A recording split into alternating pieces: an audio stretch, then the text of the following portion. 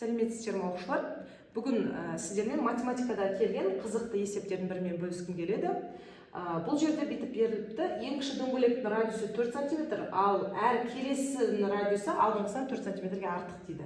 Бізге табу керек боялған бөліктің боялмаған бөлік ауданына қатынасын. Енді бірінші мына неден бастайық дөңгелектен. Ол дөңгелектің радиусы бізде 4 см деп тұр екен. 4 см. Онда дөңгелектің ауданын табамыз. Енді дөңгелектің ауданын табу формуласы бізде ұмытпайық пи r квадрат. Мынау дөңгелектің ауданын табу формуласы. Енді радиусымыз 4 болса, онда аудан 4-ті квадраттай саламыз, 16 пи болады. Бұл біріншісі. Так, енді екінші дөңгелекке қараймыз. Оның радиусы мынаған қарағанда 4-ке артық, яғни 8 см болады. Онда ауданы 64 пи. 64 пиға тең. Үшінші дөңгелекке қараймыз. Үшінші дөңгелектің радиусы 12 см. Онда оның ауданы 144 пиға тең.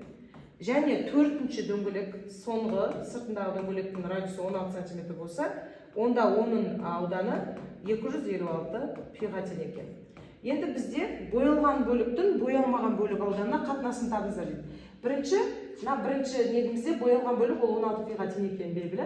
Енді біз мына бір боялмаған сақинаны тауып керекпіз. Ал сақинаның ауданы ол бізде былай. Мына 64-тен азайтып тастаймын. 64 пидан азайтып тастаймын 16 пиді. Мысалы, мына 64 пи, мына екінші дөңгелектің ауданы 64 пидан 16 пиді алып тастасам, мына сақина шығады екен. Мына сақинаның ауданы шығады. Сонда бұл жерде бізде 48 пи болып тұр. Енді мұнда келгенде тағы да сөйтеміз. 144-тен, енді 144 пидан азайтамыз. 144-тен үшіншінің ауданы ғой, 144 пидан азайтып тастаймыз, ортасындағы 64 пи. Ортасында бізде 64 пи. 64 пи дөңгелектің ауданын азайтсақ, бізде қанша болады екен? 80 ба? 80 пи. Енді керісінше соңғысы, мына соңғы дөңгелектің сақинаның ауданын табу керек. Ол үшін үлкен дөңгелектің ауданынан мына үшінші дөңгелектің ауданын азайтып тастаймыз.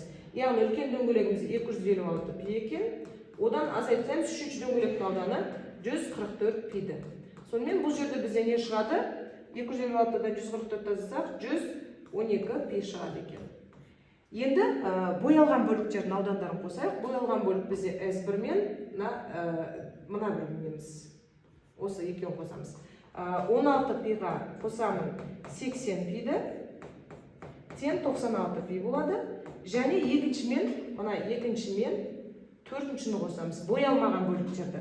Яғни 48 пиға қосамын 112 пиді.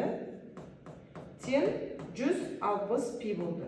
Енді боялған бөліктің боялмаған бөлікке қатынасы. Яғни 96 пидің 160 пиға қатынасын табамыз.